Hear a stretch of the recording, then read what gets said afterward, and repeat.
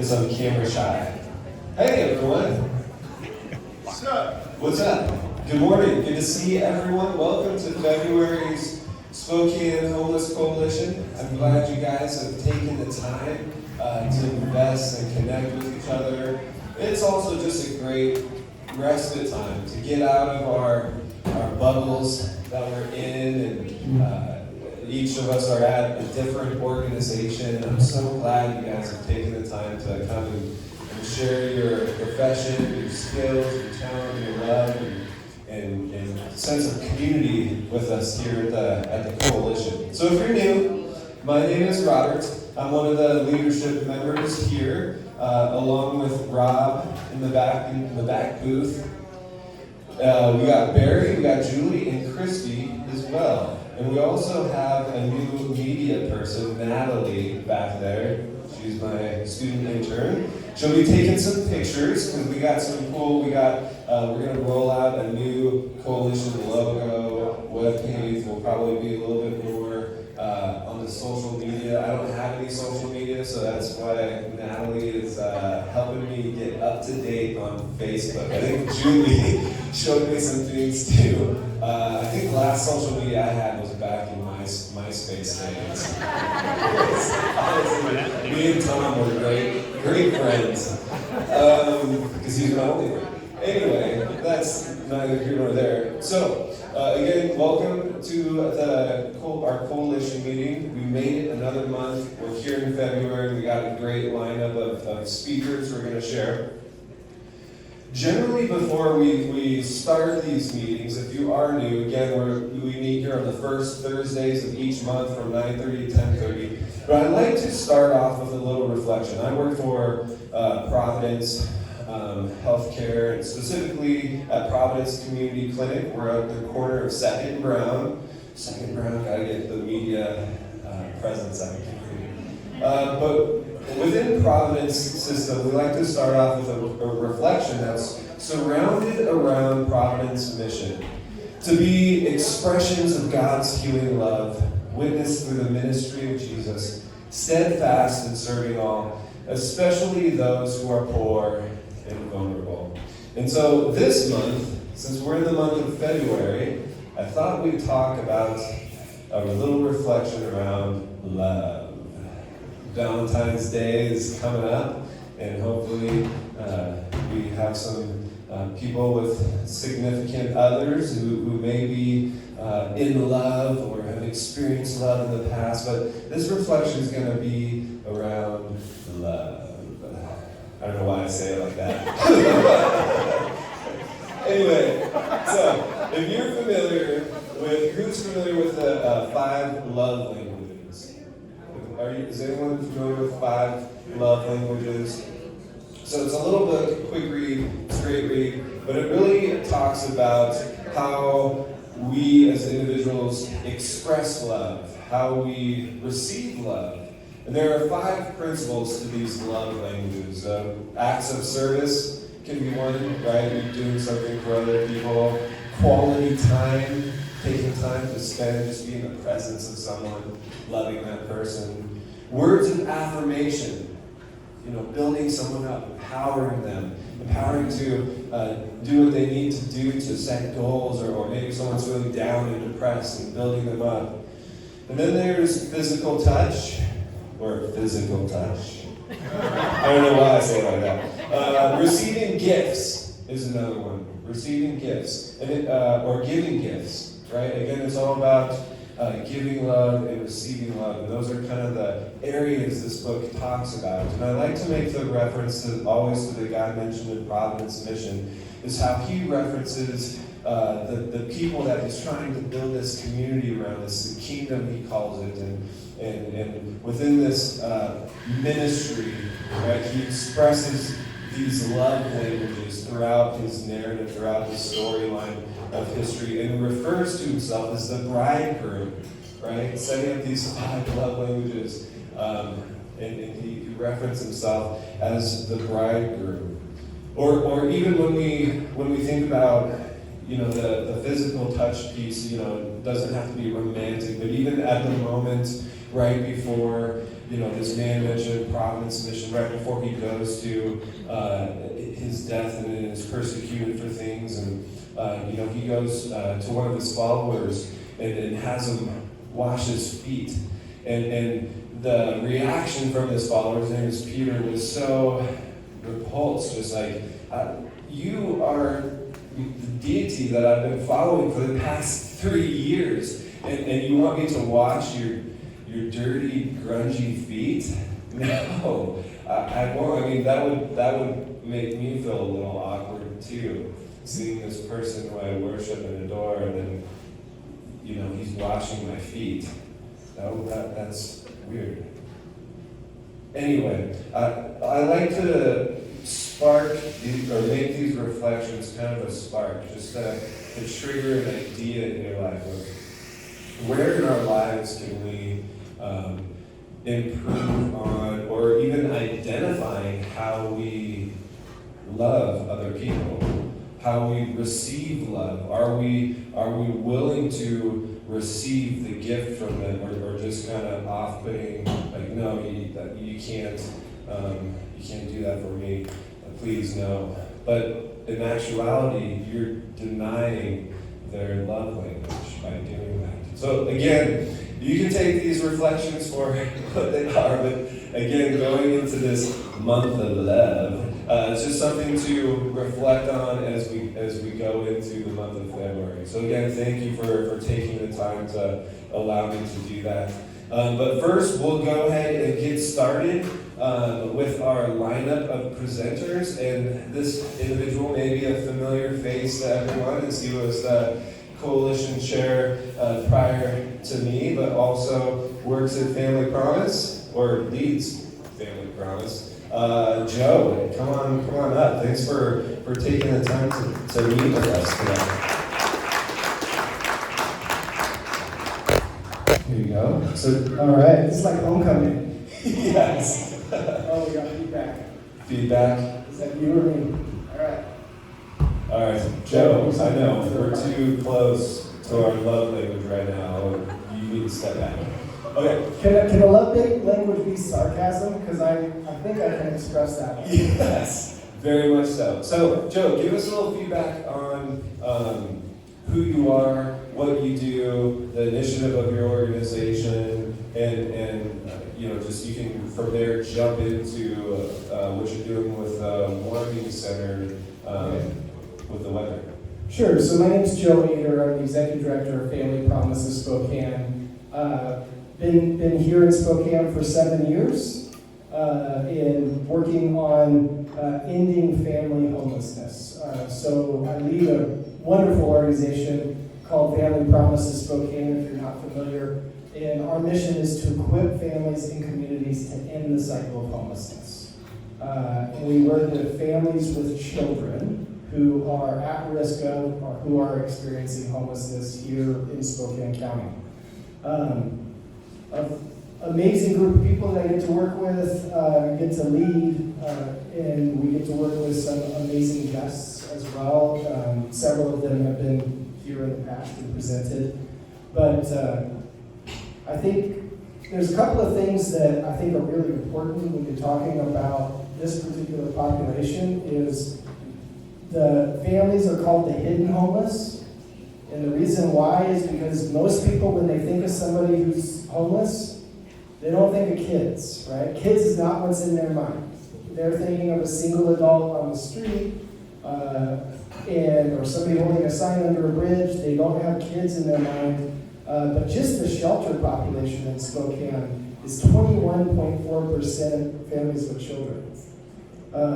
And so we actually lead the second largest shelter as far as the number of people served per year in Spokane. We had over 720 people in shelter last year in 2023.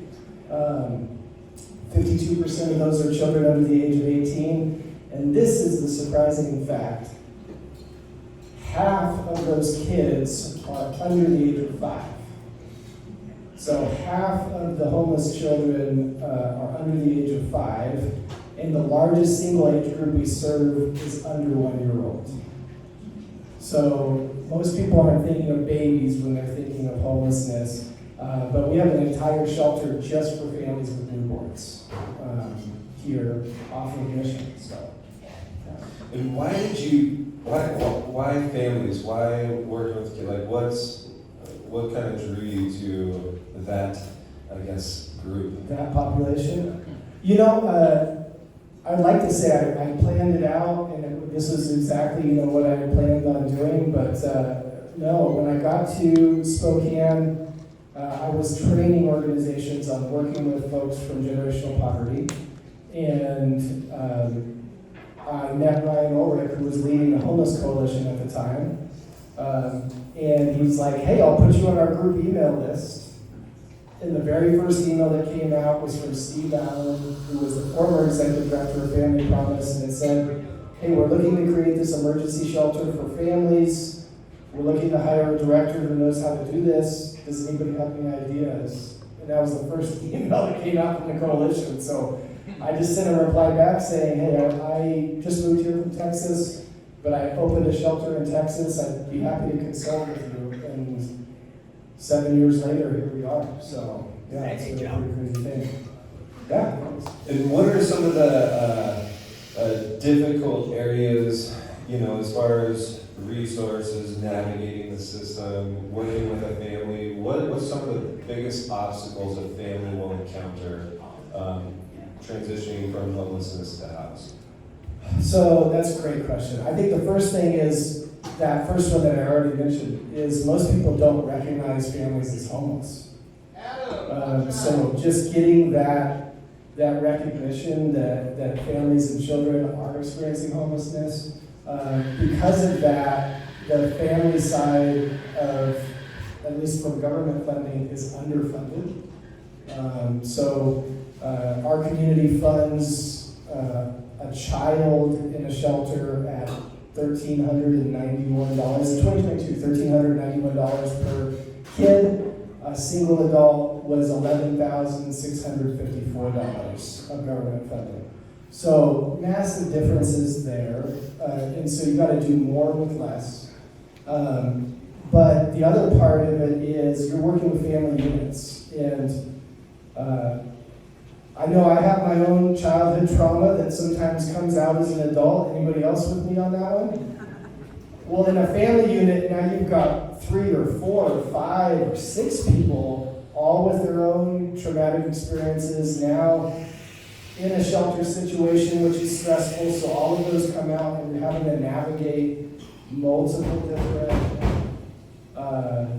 ways of responding all at one time. So that's a challenge. And then the other challenge is when the weather is cold.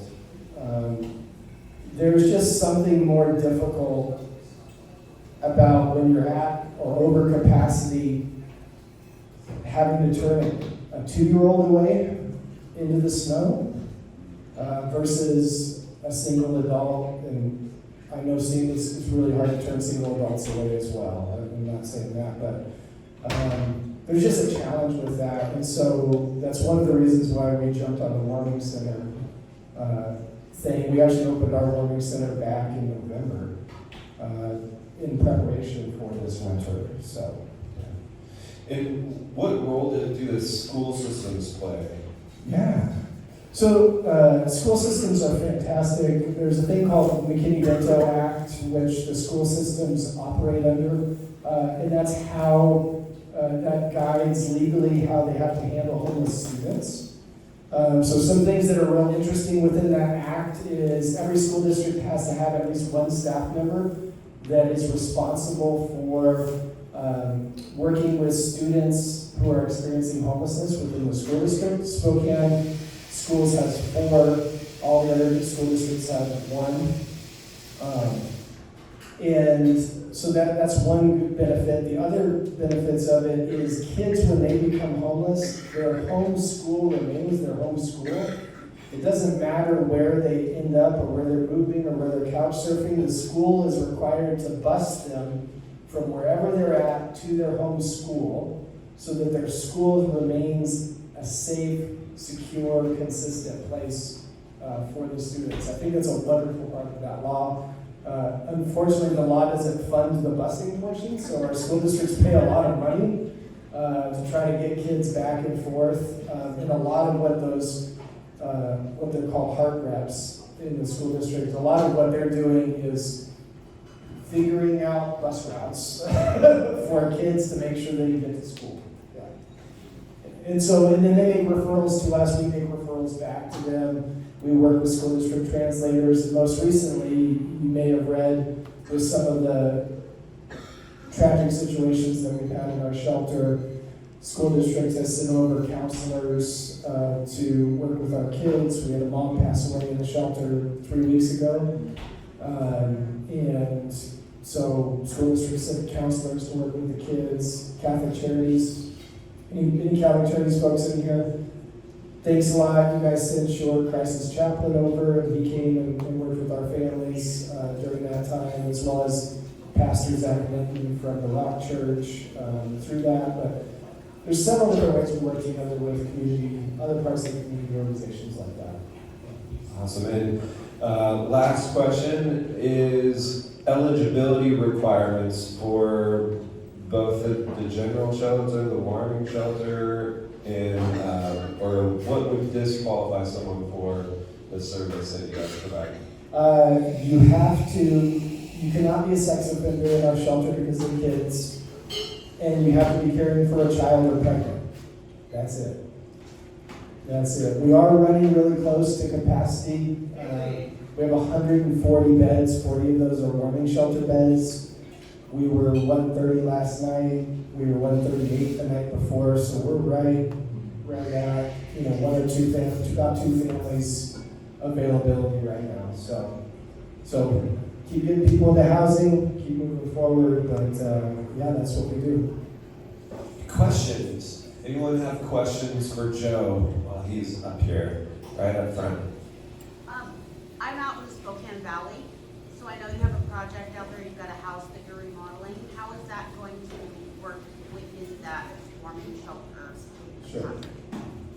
Sure. So just to repeat her question, she's from Spokane Valley, and we're opening a property we purchased a property in the valley. It'll be the first transitional housing, not transitional housing, it'll be the first housing for displaced families in Spokane Valley. It's technically not a shelter within their zoning code in the valley, but it'll work in about 16% of the clients that we serve come from the valley already. So it'll add more capacity out there. Probably won't be open until late summer and heading into next school year. But we're already running programs in Spokane Valley. We have the Flash program, which is really cool. We took everything that slows a family down from getting into housing and just tried to remove every barrier with that program. It's an amazing one. We already have people working in the schools in the valley, getting referrals. We've rehoused 7 families the day they became homeless. So we're working with landlords too, so it was immediate. They didn't spend the night in shelter. With that one, that one's super exciting. I think it'll change the way the system works for us as we get through that one. We're about 4 months into that project and already rehoused 20 families out of that one in the valley. So really excited about that. Question back here? Is there a website we can go to see if you have availability every day? Because I've taken people there before if you're in school or calls, I guess that website. Yeah, so we update Shelter Me Spokane every day. So definitely check out the Shelter Me Spokane website. You can always call. Our number is 509-747-5487. And there should always be somebody that will answer the phone for you when you call. And if not, message me and we'll make sure, we'll find out what was going on because somebody should be answering that phone when you call to check on capacity. But we've been running, before Warming Center, we were running at capacity for the better half of 6 months. So it's not a good time for homeless families. The school districts are seeing much higher homeless student counts this year than in previous years. Just For example, though, Spokane ISD, which had over 1,800 homeless students last year, at the end of October already had 1,000, over 1,000, and so just 2 months into school, we're already way ahead of where they ended last school year. So I think we're really starting to see the impacts of all of the support mechanisms from the COVID funding going away. We're really starting to see what the impacts of that are on families right now, kind of right in the middle of winter, which is not great. Luckily, it's been warm for the past week or so here. So, Any other question? Hi, Chris with Vibe. I had a question. You said there's 2 families that can be, so what constitutes the number of people to be a family? If there's a family of 5, would that be? we don't have a maximum size of family. It's just, our definition of family is any adult 16 or over caring for a minor child. That's it. So, or pregnant. So it doesn't matter the size of that family, what the makeup is. We also take pets. We have a bunch of dogs right now. We have a St. Bernard right now, which is the biggest kennel I've ever seen. Like, you and I can live in there. But we take the whole family, including the pets. We don't want them to have the trauma, kids to have the trauma of having to have their pet go away as well, just because they're experiencing homelessness. So, yeah. Do families still have like 13 families of, like, I remember my parents had she had 13 siblings. Not always. We rehoused a family of 8 this year. So that's a pretty good size one. The largest family we've had was 13. That was several years ago. Our average family size is right around 3 people per household. So. All right, Joe. Well, thank you so much. Thank you guys for taking the time to come out. All right. Up next, we have Pastor Walter Kendricks. Are you in the audience? Oh, there he is back there. Okay, cool. And Julie Garcia. Come on up. Welcome to the Spokane Homeless Coalition. Here you go, Julie. You're not Neil. I know you. Good to have you up. Thanks for taking the time. Have a seat right in the spotlight. It's a little warm with the lights. Sorry. But yeah, thank you for taking the time. My understanding is that you have opened up Morning Star Baptist for 20 beds, individuals working with Jules Helmius. Can you kind of tell me a little bit about yourself and kind of the calling to respond to the crisis in Spokane right now as it relates to homelessness? Well, good morning. Thanks for having me. Nice to see you all. You want to know something about me? Yeah. Oh, yeah. These people want to know who you are. and don't be shy with the mic. So okay. I've been pastor of Morning Star for 10 years. I don't know how far back you want me to go. Born and raised in Cleveland or outside of Cleveland, Ohio. Worked at United Airlines for many years. Tired of the corporate scene, went to seminary, got my degree, serving under a pastor in Tacoma. The call came from Morning Star. And I just took it. If I had known what I was getting into, I wouldn't have done it. And I mean no disrespect, but Spokane is, I've lived many places, and I've never seen a place like Spokane. It's like wow.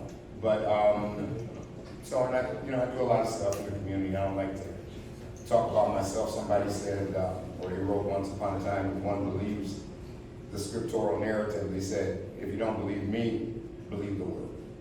So that's basically it. I serve on a lot of commissions, boards. Not real popular with some people because I just tell the truth, especially to my peers in ministry. The narrative is either true or it's not. And if the scriptural narrative is not true, that means that God is alive. And so, for example, one passage, and I paraphrase, from one blood, from one man, you made all the nations on the face of the earth. That's either true or it's not. If it's true, that means all of you are my brothers and sisters. That's what that means. Another point, as you did it unto the least of these, as you did it unto the least of these, he did it also unto me. That's either true or it's not. So that's how Morning Star opened up the door. It's like, we've got this huge facility. It's in ill repair. I'll tell you that right now. We don't have showers. There's a lot of things we don't have. But what we do have, I think it's written somewhere, the guy says, silver and gold have I not, but such that I have, I give. We've got space, partnered with my friend here, and there you go.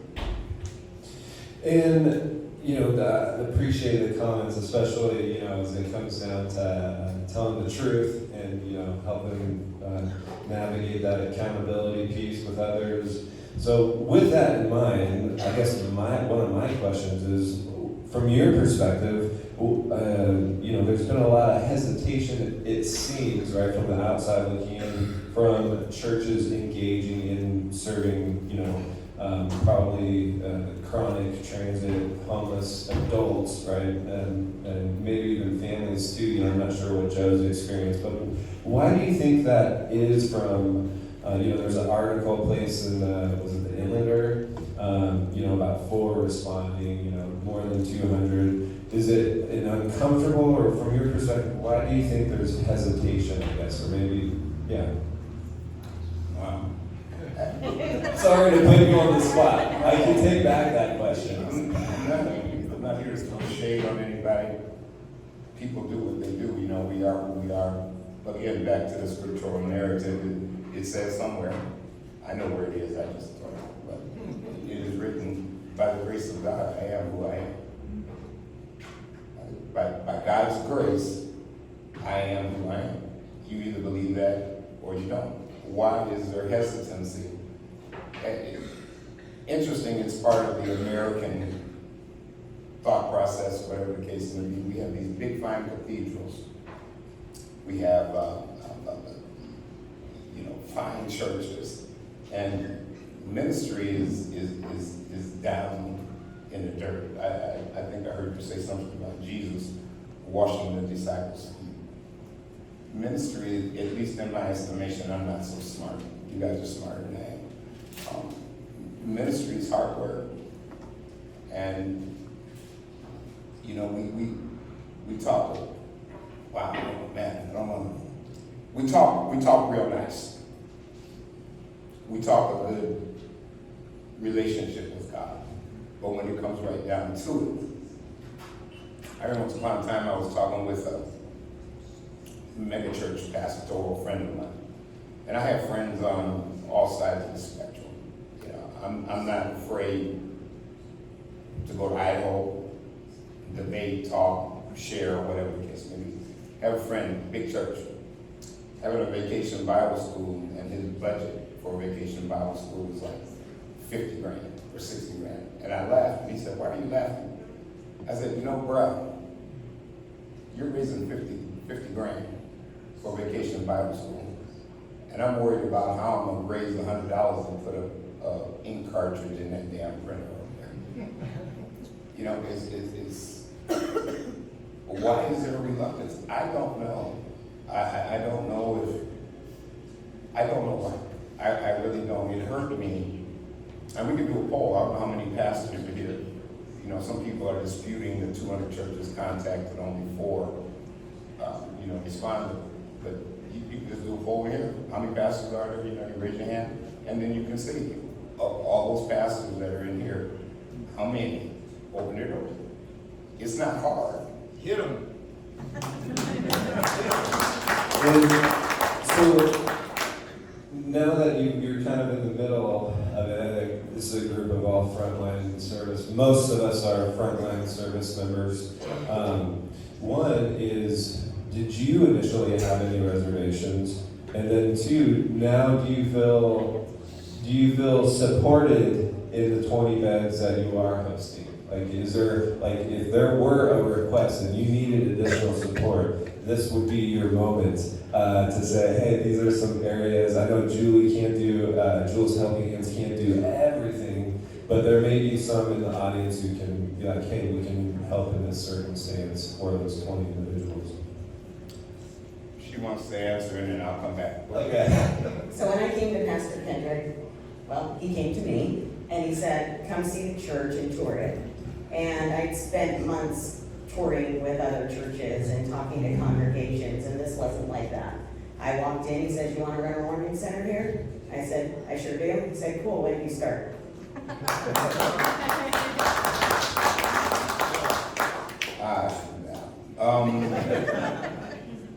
Yeah, I mean, there's all sorts of ways to support. You know, we're thinking and back up.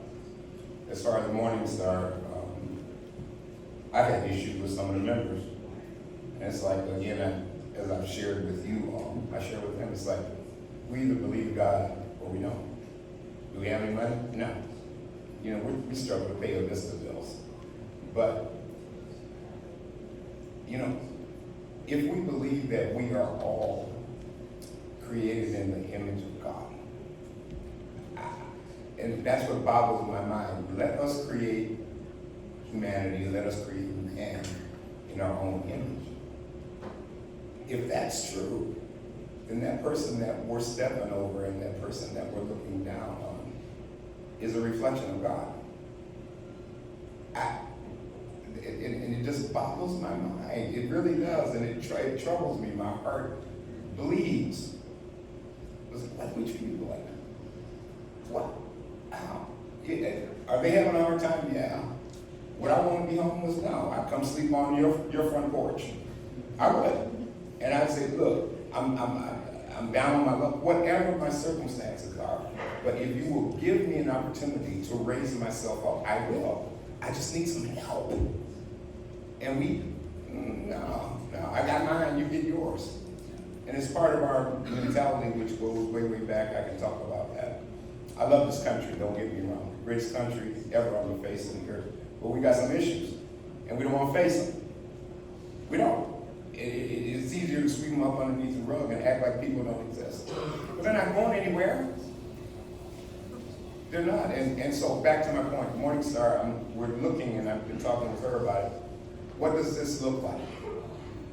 We've got, you know, we need showers. I need water. I need water down in the basement. I heard somebody talk, the gentleman from Family Promise. I've got a basement, doesn't have any water, but I can put 3 homeless families down there. It has its own entrance. We've got, and if that doesn't work, we've got space upstairs where we can put showers and whatnot. Just to take a shower. Come on, we're talking about a shower. We're talking about it's 5 below zero outside, and I just want a warm place to sleep. Even before this happened, a lot of people don't know it. At Morning Star, we had a lady, and she stayed in the church for 3 months. 3. She wasn't doing much to kind of like get up out of that, so you know we had to do some things with her. But she stayed there for 3 months. Long before this, that was back in the summer. I mean, come on, we're better. We're better than this, people. We are. We're better, and it's just a coalition of the willing. That's why. Did I answer your question? Yes. Any questions for Pastor Kendricks? Before you ask the question, remember, I'm a Baptist pastor. So as soon as this is over, I'm passing the hat. Go ahead, brother. Yeah, I was just gonna ask you said you had someone for 3 months recently, and that they weren't kind of doing anything to try to get out of that. What do you do in that situation to try to motivate them to, you know, get out of that situation that they're in? Kind of straight up, bro. It's like, and forgive me for speaking the way I speak. I say, hey, baby girl, you've been here 3 months. Every time I come down here, it's something else. You gotta do better. And after a while, it's like, man, my diaconate board, the deacons, they put pressure on me. And so I have quite a few female deacons, so my words weren't working. They went down to chat with her. She left the next day. So, did I answer your question? Yeah, for sure, yeah. Yeah, just straight up with people, man. Man, time is running short. I ain't got time to be playing with people. I don't have time to deceive, to lie, to cheat, to steal. I'm too old for that. Let's get this done. So, yeah. Question. I have two questions. First question is, you mentioned 20 beds. How often are those completely filled? So Morning Star is one of 4 churches that are hosting these warming centers. Morning Star and the New Apostolic Church both run 24/7 and they're completely full every single night. We have 2 overnight shelters that run 8 to 8 in the Knox Presbyterian Church and the United Liberty Park Methodist Church has 20 beds and they're normally full as well. There is a transportation line to call, so this isn't a walk-up service. It's not run like a traditional warming center where we just open the doors and it's first come, first serve. You have to call the transportation line. That doesn't mean there is any barriers to getting in, it just means we know who is going to which location. And we do not exceed 20 people regardless of the situation. And second question, you kind of touched on it. My question was, to utilize the bed, who do you have to call? So it's the transportation line? It's the transportation line, and we can put that out on the coalition today with the phone number. We transport to and from, so you can call, we'll pick you up, we'll drop you off. Even in the overnight shelters, we pick up at the back door of the downtown library at 7:30 p.m. So if you have any clients that would like to utilize our overnight space, somebody picks up there every day at that back door. Question in the back.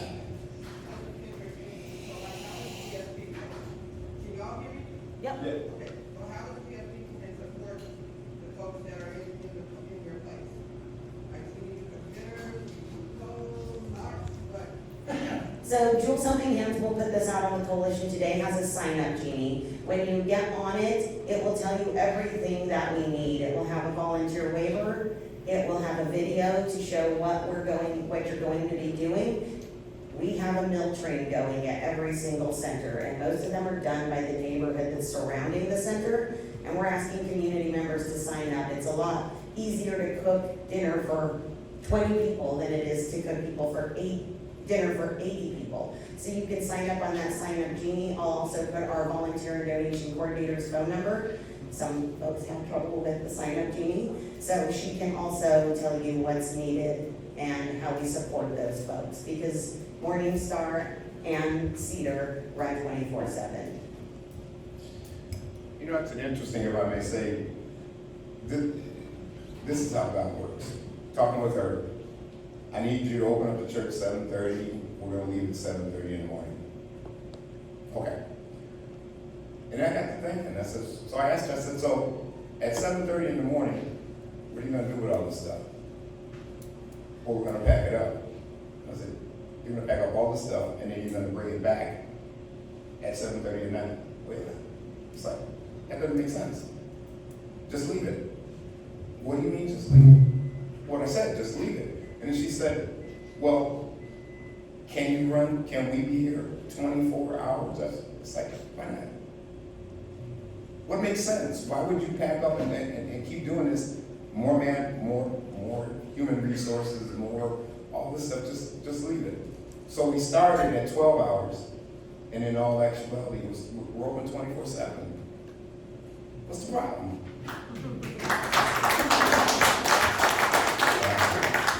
Well, any last words? We gotta jump to our next speaker, so I'm sure he'll hang out afterwards and chat amongst the people. Real quick, please. Okay. I just want to say, I'm Chris Shelley with Revive. I support this man and his truth, and I want to shake your hand. Yes. Thank you very much. Am I done now? You're done. You get going. hang out. Before I forget, I love you all. Straight up, I love you all. Yeah. All right, so now we got Bataya and Company. Come on up from the Spokane Library. Thank you for taking the time, Pastor. And I'm sure he'll stick around afterwards and chat it up with folks. Come on up. Welcome. Have a seat. Welcome to the spotlight, and go ahead and introduce yourselves and where you're from and what you're doing. I'm gonna go ahead and actually hand this to Mark, who's gonna do that for us. Of course. Oh, well, this is fun. Mark! I don't know what I expected to do today, so. I am Mark Phillips. I'm an intern at Spokane Public Library, and you know, since I've lost my arm, I've really learned to count my blessings. And living in Spokane is an awesome blessing, and meeting interesting people. Heck, I only have to check my right pockets before I do laundry. That's awesome.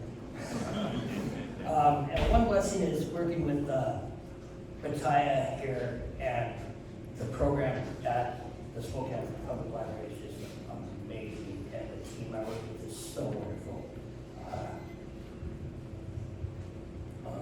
Yeah, it's pretty cool. Sorry, You're doing great. I really, really enjoyed my work there. So my boss here gave me the honor of introducing my team, and so it consists of 3 departments. It's Bataya, who's the social services manager, and then there's the Peer Spokane, and that is represented by Justin Harmon and Kayla Miller, who's not here right now.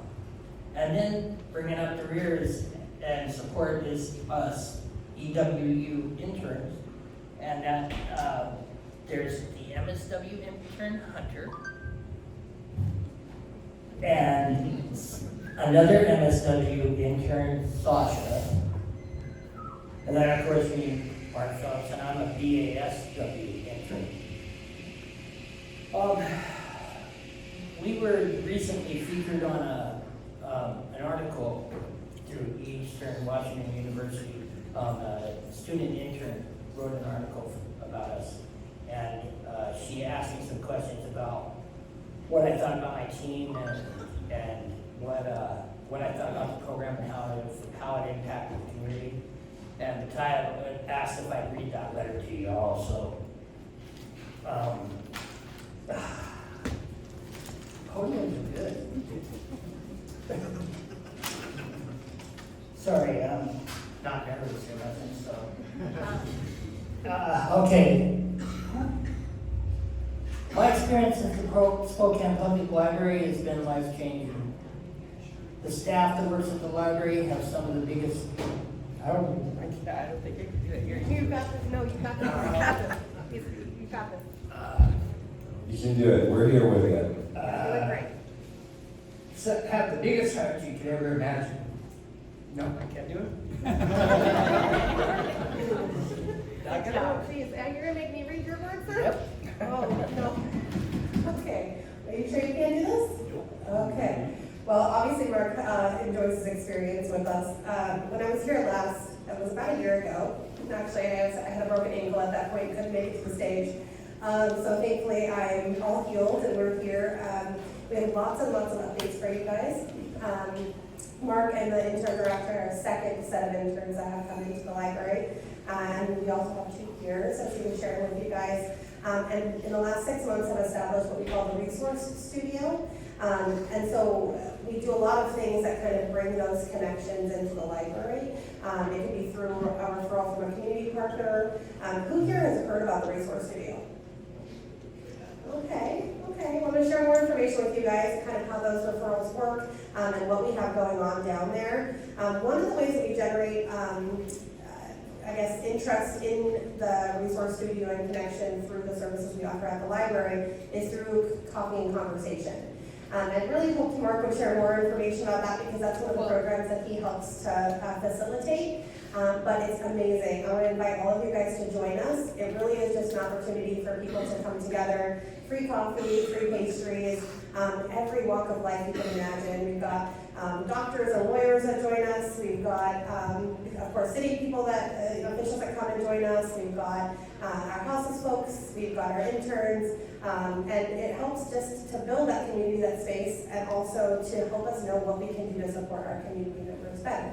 And so one of the gentlemen we want to actually share a story about is a way that we kind of have wrapped the services around him with, of course, the support of all the lovely people and the community partners that we've built, the relationships we've built. And so I'm going to actually pass this off to Justin to share more information on how the peer team works, and then I'll come back to the Resource Studio and what that looks like for referrals for you guys. Okay, so yeah, I'll talk a little bit about the partnership between Peer Spokane and the Spokane Public Library. That's something that started in July of last year. So what the idea is that we have 2 peers that are stationed out at the library Monday through Saturday. And so when somebody comes in and they're needing any kind of help, if they're struggling a little bit, we're usually the first point of contact. And the nice thing about having peers there is that we can provide in real time, emotional peer support from the lens of lived experience. And so not only are we sitting there and we're allowing people to be heard in the moment, but we're also identifying what needs they have and figuring out how we can best support them. Our main goal is to connect folks with resources. All of you all actually is what it is that we love to do. Warm handoffs, with intention when it's possible. But sometimes it's easy just to give some information. People are able to follow through with that. So what is some of the stuff that we've actually done since we've been there? We've actually helped with stabilization and treatment services, getting people into detox or mental health stabilization when they need it. So we've been able to connect them with housing providers. We've also been able to connect them with organizations where they can receive a little bit more like a community-based social support. And then we've also been able to help people meet some basic needs if they're looking for transportation assistance, if they need help finding food, those kind of things. That's exactly what we're doing. And so I'll talk a little bit about a gentleman that we've been working with that Pataya had mentioned. We'll call him John. And he came into that coffee and conversations event, and just through sitting there and listening to what his needs were, we found out that he had been living in the same dilapidated apartment for 37 years. He was being evicted and only had Social Security disability for income and had been really isolated. So what we were able to do as far as peers, we were able to get them connected with the interns to provide some light case management. They were able to actually help with feedback. They were actually able to help with getting connected with services like aging and long-term care, home community services, and then over at Peer Spokane, we were able to connect him with some social supports. He was able to go to some support groups and be able to find people to just help support him along his journey. And then we were also able to help cover the housing piece as well. Being able to get him on a voucher, help him with the apartment search. One of the things that's going to happen here pretty quick is we're going to go in. He is just supposed to be out of his house today. We've already found another apartment. It's just going to be a smooth transition. We're going to be able to support him through that. And then also, he's going to probably need some help learning how to live healthy afterwards, and so we're able to provide that longer-term support as well. So far to date, we've had, and this is from starting July of last year, we've had over 1,000 engagements with individuals, and we've interacted with 356 unique individuals during that time. And I'll go ahead and finish up with how we do that resource studio. Oh, you have something you want to say? Okay. Yeah, I didn't expect that. I did not expect you to take over the coffee conversation. Just read the letter. But that coffee conversation, you guys have got to come check that out. That's an amazing event that I get the privilege of facilitating every week. I mean, you would not believe I've seen doctors, lawyers, high dollar investors. This really nice author came by, and they sit down with us at this table that's like 4 or 5 tables all in a square, and we just sit around and do different things. We have games, bingo, whatever, and people interact. I mean, it's like you would never believe the connections that are made from just somebody sitting there wrapped in a blanket, no shoes, and talking with somebody who's, you know, well off, and they just happen to stop by. And, Keep that mic close to your mouth. So oh, you sorry, they just happen to stop by, you know, and they're like, wow, what's going on? And we kind of, you know, hey, have a sit, and they sit down, end up sitting down, and they make connections, and they come back, and that's probably that's why I get so passionate, is because it's an amazing event. It's something that I think that you all, if you all stopped by and saw, you'd be pretty impressed. Thank you. Welcome. Perfect. So I'll talk just a little bit more about kind of some of the programming stuff that we do, because Coffee and Conversation is one of the unique things that we do at the library. We also have a really great opportunity to kind of provide whatever programming you think the community needs. So if you have an idea, you want to do something social service related, please let me know. I'm happy to get you in there. We did actually have a really successful ID event, a free ID event in December. 153 individuals received a new replacement ID during the event. It's the largest in the state. It's super exciting. We do have our second harvest mobile food bank coming up once a month to the central location. We've got tax clinics that we're putting on every month as well. So if you guys have an idea for something that you need, or you're noticing that the individuals you're working with need something, please let us know. Going back to the resource studio, just to share with you guys a tiny bit more about that. If you haven't come down and see what we're doing there, please come down and see. Small little space, obviously interns and peers kind of occupy that space, but we have tons of community partners that come in and do assessments from that location, provide housing support, mental health and substance use assessments happen there, a variety of things, and we always have spots to welcome you and your organization too. So please grab my business card and let me know if you want to come down. We've got tons and tons of folks coming in. Actually, according to our annual report that just came out, I have copies of those for you as well, and also our wonderful newsletter that our communications team puts on. We've got extra copies if you guys want to grab those. We've had the largest number of in-person visits in the history of the library system in Spokane. So tons of folks that are needing support. I would love to welcome you guys in there. I think that might be all of the updates I have, besides the fact that we've got the levy coming up in February. So please vote. Well, thank you so much, Bataya and company, for taking the time to be with us. Is there any last comments? No, happy to answer any questions too. Yes, we have time for a couple questions back here. When is Coffee and Conversation? Oh, thank you for that. Yeah. So Coffee and Conversation is Thursdays from 10:30 till 12 o'clock. Downtown central location every week. Every week. Yeah, we have canceled today to here. So not today. Last question. What's the biggest gap that you see when you're trying to find resources? Yeah, obviously housing. We've done a lot of data collection. It was the first thing that I did when I started about 1.5 years ago. Housing was, of course, our number one. We have food insecurity across the board, and then, of course, employment. So happy to share more information about all that with you guys as well. Well, thank you so much again. Such a cool program. Thank you guys. So jelly. All right, last up we have Dawn. Are you, there you are. Come on up, Dawn, introduce yourself. Welcome to the Spokane Homeless Coalition. You do look semi-familiar. Well, welcome. Yeah, thanks for having me. Yeah. Taking time at the end, I appreciate that. I'm Dawn Kinder, for those of you who I haven't met. I'm with the city at this point, with the Neighborhood and Housing Services Division, so supervising CHHS, which is the biggest impact for you all. It's day maybe 15 in the job, so I'll do my best to provide updates and answers to questions.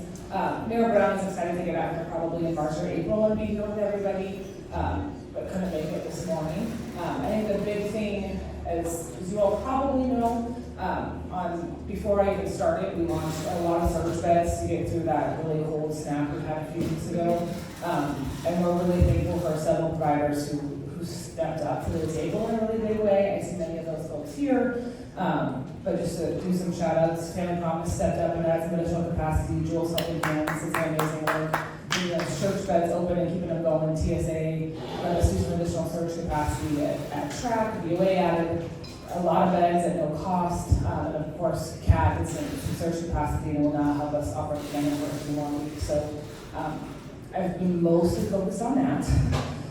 But looking forward to kind of getting through this winter and being able to do some longer term planning, so that coming into the heating and snow season, and then of course next year the cold weather, we've got a plan in place long before it hits, and we're able to be really prepared and have providers that are supported.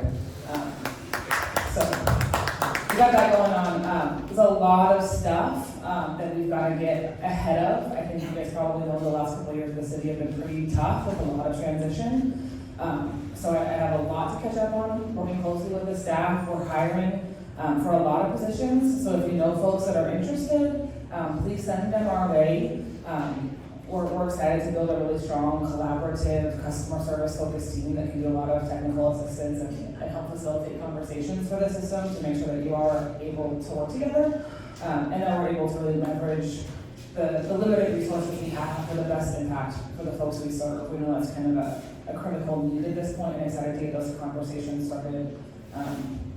Hopefully in March, if not sooner, but have a couple big priorities to get through the rest of winter. So I'm happy to answer questions, and if I don't have an answer, I will tell you that and get back to you. Question back here. How long does this administration intend to keep using the shelter that has no hot water, no running water, no toilets, no showers for our unhoused population? So I think we're starting conversations as a full shelter system, right? And we know that the shelter system has been kind of piecemealed with the best of intentions to provide safe spaces, though they're not all ideal at the moment. So we are going to be facilitating some system-wide sheltering conversations over the next month or two to really identify what's the long-term need and how do we get there, with the intent of making sure that all of our sheltering spaces are safe, both from a public health perspective and from just a human dignity perspective. I can't say exactly a timeline right now because it's day 16 on the job. But we know that it's a pressing issue, and it will be a community-wide collaborative conversation so that we've got all of the shelter providers able to kind of weigh in on what can everybody do and what can the city help facilitate and fund to get to the best possible outcome. Any other questions? Right up front. I just want to make a statement. I was on the point in time count last week, and one of the first things I said is I went out and we're hunting for unsheltered individuals, and it was so different than 2 years ago when we were finding lots. This time and you know what I said? God bless the track shelter. 500 people were at least out of the cold. All right, that's good. That's good. What I published, yes, I have my blog, Shelter Spokane. The other side of it is I published the cost of cruelty. And when that track shelter was set up, the attitude was all you need for these folks is a big warehouse to shove them into. And what happened? Shigella happened. Shigella put 160 people in, they had Shigella, and all they had for this explosive diarrhea and vomiting and fever were outside porta potties. So I'm almost done. Okay. And if you want to reserve time to make statements, we can schedule you for up here. We are past 10:30. So any last question? Last question. Pastor Perkins.